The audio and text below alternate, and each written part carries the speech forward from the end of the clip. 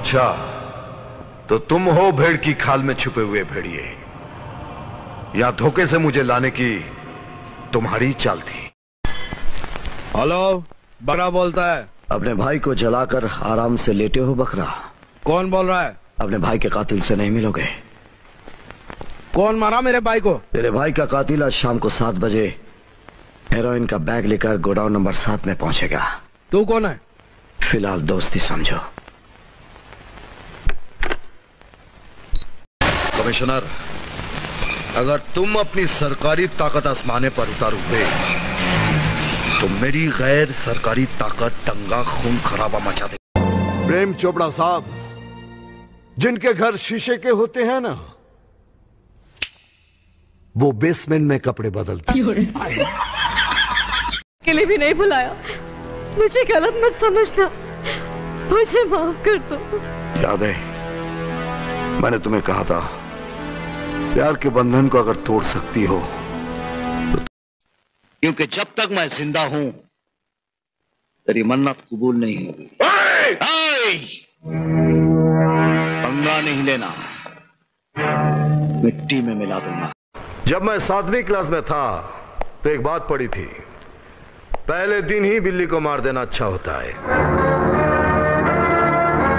पानी में रह के मगरमच्छ से बैर करोगे।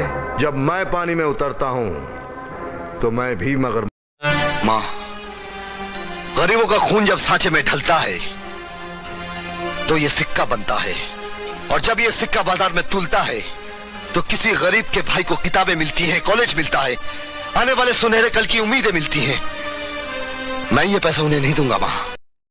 ए छोकरे, अपनी औकात में रहकर बात कर। ए बुड्ढे, जहां तक अपनी औकात का सवाल है ना, तो कान खोलकर सुन ले। एक ऑफिसर बनने के लिए 16 साल पढ़ाई करनी। अगर उन्होंने राइट करवाए थे तो तुमने पुलिस से मदद क्यों नहीं मांगी? मदद मांगी थी, मदद तो नहीं मिली, ट्रांसफर ऑर्डर मिला, और तुमने उस ट्रांसफर ऑर्डर को नहीं माना बल्कि बगावत कर दी। क्या करता मैं? बेचारे गांव वालों को मौत के मुंह में छोड़कर हम अपने आप को वहां से ट्रांसफर करा लेते। तुम सुपीरियर ऑफिसर थे, अब नहीं हो। अब मैं इस आजाद देश का एक आजाद नागरिक हूं, और तुम जैसे अफसरों से जैसे चाहूं बात कर सकता हूं।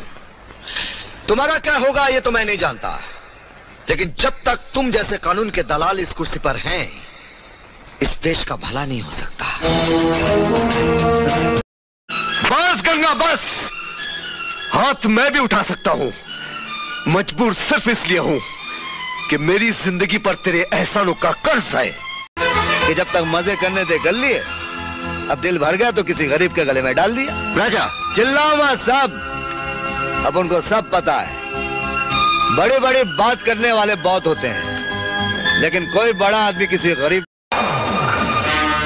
चरण, इसका सामान उठाकर गाड़ी में डाल, और इसको बोल के चुपचाप हमारे घर चले। नहीं, मैं किधर नहीं जाएगी। चुप! तुम्हारे बनते हुए काम को बिगाड़ने वाला कौन है रे तू? देखने में बेवड़ा, भागने में घोड़ा, और मारने में हथौड़ा। बहुत ताली बजाया तुमने, बहुत अपने इशारे पे नचाया, यहाँ तक के दोस्त का खून भी करवा दिया।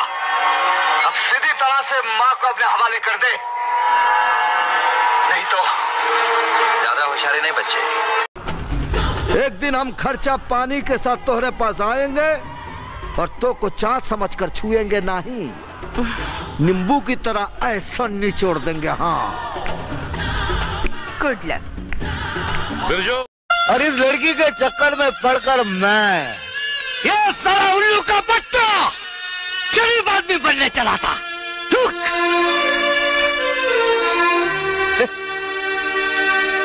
लेकिन दली ये। घबरा मत ठाकुर, आज मैं तेरे किसी भाई को शमशान भेजने नहीं, बल्कि तेरी बेटी की जिंदगी आबाद करने आया। राजीव, मुझे गिरफ्तार करेगा तू?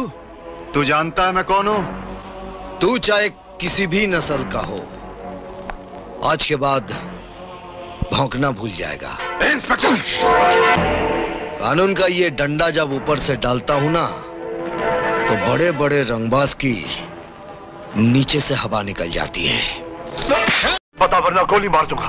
मारने वाले सोचते नहीं और सोचने वाले मारते नहीं।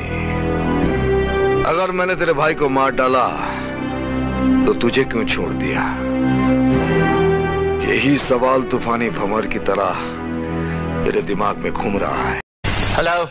हेलो नहीं, अब हिलो, क्योंकि तूफान सलाखों की कैद से आजाद हो गया है। कौन बोल रहा? अपने बाप का नाम भी भूल गया। कौन? विजय? हाँ, विजय सक्सेना।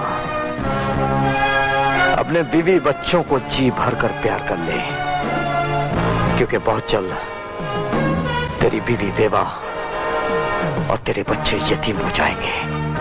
मेरी फिक्र छोड़ और अब सुन रोकड़े, मैं गुजरा कल छोड़ आया, मुझे इस आज में जीने दे। अभिमन्यु को दोबारा जिंदा मत करना। अगर अभिमन्यु जिंदा हो गया तो सुल्तान को जिंदा होना पड़ेगा, और तू तो जानता है सुल्तान मौत का दूसरा नाम है। जा। चलो, आज तुम्हारा अदालत में फैसला होगा। अगर फैसला आज होने वाला है तो 5 साल मैं जेल में क्यों रहा? मैं तुम लोगों से कुछ नहीं पूछ रहा हूं। मेरा सवाल तो उन लोगों से है जो कानून चलाते हैं। गजेंद्र का क्या करना है, इसका फैसला करना कानून का काम है। जज साहब नहीं, वो पाप की नगरी में अपने चारों तरफ नरक की आग जलाकर शैतानों की बस्ती में रहता है। वहां तक आपके कानून के हाथ कभी नहीं पहुंच सकते। उसे उस पाप की नगरी से सिर्फ मैं निकल कर ला सकता हूं। मैं पहले गजेंद्र के अत्याचार को खत्म करूंगा, उसके जुल्म की लंका को चलाकर राख कर दूंगा, फिर अपने आप को पुलिस के हवाले कर दूंगा। जज साहब, अभी मेरा वादा रहा। रुक जा रविशंकर। और मैं वो तूफान हूं जो तुम्हारी सोने की लंका को तहस नहस कर डालेगा। तुमने बहुत बड़ी गलती की है। गलती मैंने नहीं, तुमने की है, जो शेर के मुंह में हाथ डाल दिया। मैं चाहूं तो तुम्हारे जिस्म को काट कर चील कौओं को खिला दूं, लेकिन मैं ऐसा करूंगा नहीं, क्योंकि मैं भी तुम्हें वैसे ही मिटाऊंगा जिस तरह तुमने मुझे मिटाने की कोशिश। तबला बजाया था और अब हम ढोलक बजाएंगे। ढोलक तो हिजड़े बजाते हैं, और जब मर्द बजाने पर आता है तो डंका बजाता है। याद रखना, डंके पर लगी हर चोट तुम सबकी मौत का ऐलान करती है।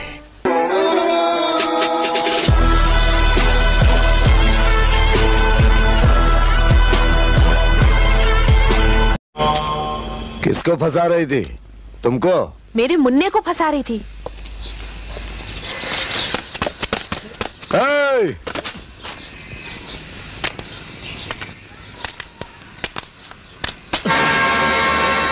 सच्ची बात बोल लोगों को। अरे ये अरे मुन्ने को,